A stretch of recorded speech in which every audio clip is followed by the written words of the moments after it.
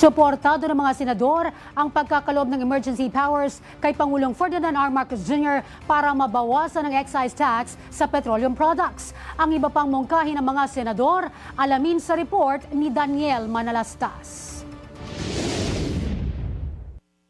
May kanya-kanyang mungkahi ang ilang senador para maibsan ang problema ngayon sa langis dulot ng tensyon sa Middle East. Sabi ni Senate President Tito Soto, pag-aaralan nila ang emergency powers kay Pangulong Ferdinand R. Marcos Jr. upang matugunan ang problema sa langis.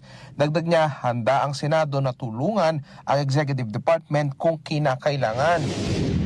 It will have to go to the three readings unless it is declared emergency. Then therefore, we'll do away with the 3-day rule. But again, depende sa mga pag-uusapan namin. Kaya naman yan. Kung talagang emergency, kaya yan. Pino na naman ni Soto ang ilang oil players na animoy nananamantala sa pagtaas ng presyo ng langis. Yun ang pinakamabigat sa lahat. Dapat siguro the authorities should look into these players who are abusing or using it already. Para kay Senate President Pro Tempore Ping Lacson, ang mga hindi sumusuporta sa pagkakaloob ng emergency powers ay para na rin umanong tumatalikod sa pagtulong sa mga Pilipinong hirap na hirap sa pagtaas ng presyo ng langis. Hindi rin kontra si Senator Risa Hontiveros sakaling pagkalooban ng emergency powers ang presidente.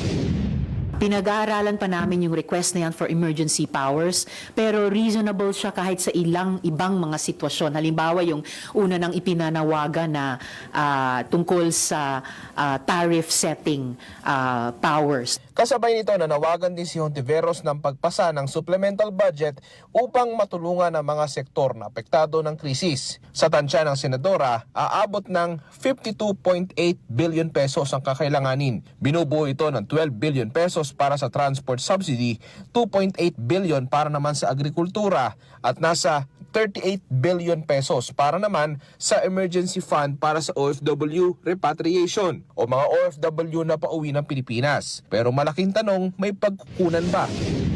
May pwede bang pagkunan ng pondo para sa supplemental budget? Oo. Nandyan ang tinatayang 70 billion pesos mula sa discontinued flood control projects noong 2025.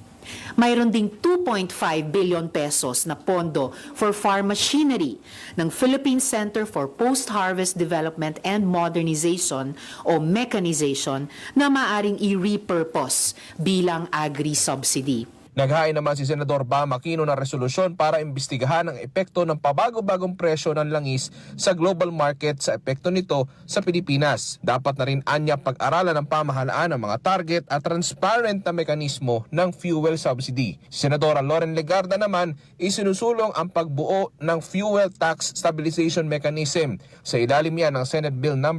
1842. Layunin nitong bigyan ng kapangyarihan ng Pangulo na pansamantalang suspendihin o bawasan ang excise tax at value-added tax sa mga produktong petrolyo kapag may matinding pagtaas ng presyo. Katwiran ni Legarda, hindi pwedeng pabayaan ng pamilyang Pilipino, magsasaka, mangingisda at public utility driver na pasanin ang bigat ng global crisis. Para sa totoong balita sa Bagong Pilipinas, Daniel Manalastas ng IBC News para sa 13 sa tanghali ng Congress TV.